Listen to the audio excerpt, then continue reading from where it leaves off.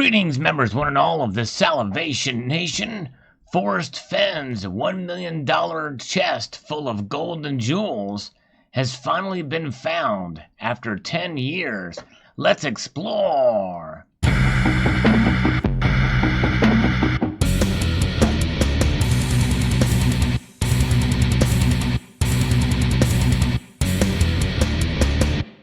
First heard about this on the radio this morning. And then Gary Croft sent me a link to this article here from MarketWatch. Hidden treasure chest with $1 million worth of gold and jewels has finally been found in the Rocky Mountains. Clues of the treasure were posted online and in a 2010 poem. Hundreds of thousands of people had hunted for it in vain. I remember hearing about this a few years ago from some folks, and about one guy who has disappeared trying to find it. In Santa Fe, New Mexico, a bronze-filled chest filled with gold, jewels, and other valuables worth more than $1 million and hidden a decade ago somewhere in the Rocky Mountains wilderness has been found, according to a famed art and antiquities collector who created the treasure hunt. Forrest Fenn, who is now 89 years old, told the Santa Fe New Mexican on Sunday that a man who did not want his name released, smart guy, but was from back east, located the chest a few days ago, and the discovery was confirmed by a photograph the man sent him. It was under a canopy of stars in the lush, forested vegetation in the Rocky Mountains and had not moved from the spot where I hid it more than 10 years ago, Fenn said in a statement on his website Sunday that still did not reveal the exact location. I do not know the person who found it, but the poem in my book led him to the precise spot. Fenn posted clues to the treasure's whereabouts online in a 24-line poem that was published in his 2010 autobiography, The Thrill of the Chase.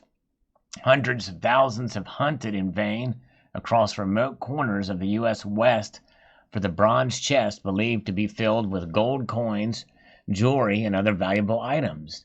Many quit their jobs to dedicate themselves to the search, and others depleted their life savings. At least 4 people died searching for it. Wow, that's crazy to think about. Yes. Fenn, who lives in Santa Fe, said he packed and repacked his treasure chest for more than a decade, sprinkling in gold dust and adding hundreds of rare gold coins and gold nuggets. Pre-Columbian animal figures went in, along with prehistoric mirrors of hammered gold, ancient Chinese faces carved from jade, and antique jewelry with rubies and emeralds. He said he hid the treasure as a way to tempt people to get into the wilderness and give them a chance to launch an old-fashioned adventure and expedition for the riches. Fenn told the Mexican in 2017 that the chest weighs 20 pounds, or about 9 kilos, and its contents weigh another 22 pounds, 10 kilos. He said he delivered the chest to its hiding place by himself over 2 separate trips. Wow. Asked how he felt that the treasure has been found, Fenn said, I don't know. I feel halfway kind of glad, halfway kind of sad because the chase is over.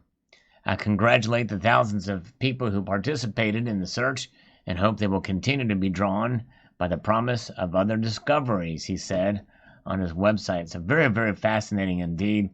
And I will say that in a prior interview he did from some other agency, he said that the chest is mostly filled with gold. That is the vast majority of the treasure inside of the chest is gold. And he did it in part motivated by the hard times people were going through during the Great Recession. It's kind of fitting that 10 years later we are in another recession and somebody found that treasure. But I didn't know that 4 people died, but 1 person is missing and has not been found to this day. But people, it's amazing how many people have gone out of their way, quit their jobs to try to do this.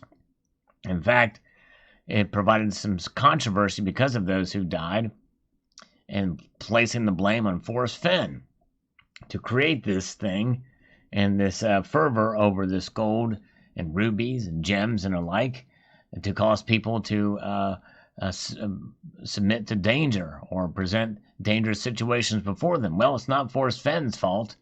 It's their fault for going out there and not being prepared and knowing that there are risks when you go into the deep forest and the like. But you think about it, Forrest was 79 when he did this. So, he found a way to do this himself, and he's the only one that knows. And I'm just thankful and glad that Mr. Fenn was alive to see the treasure be found. And he did a great job, obviously, of hiding it, because it took that long and thousands of people to go out searching for this thing. Big news for sure to see that this has occurred, and it is done and been found out there.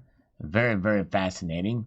But you think about it, for those who died and for those who got injured or quit their jobs looking for it and not found it, I think it just goes to tell us that for most of us out there, we toil, we work, and we don't take chances, like playing the lottery and the like. It's fine if you want to take an adventure, take a couple months off of work and do it just for the thrill of it, but your goal should be to obviously to find the treasure. But if you don't find it, don't be disappointed, because, it's adventure, and there's a very slim possibility that you will recover this treasure. And so that's kind of how my feeling is. So always play the safe route. People have fun. They can enjoy the thrill of the hunt, and that was what one lady who was a treasure hunter does. It's about the hunt, finding the beauty in nature and in the wilderness. Same thing with us in this community.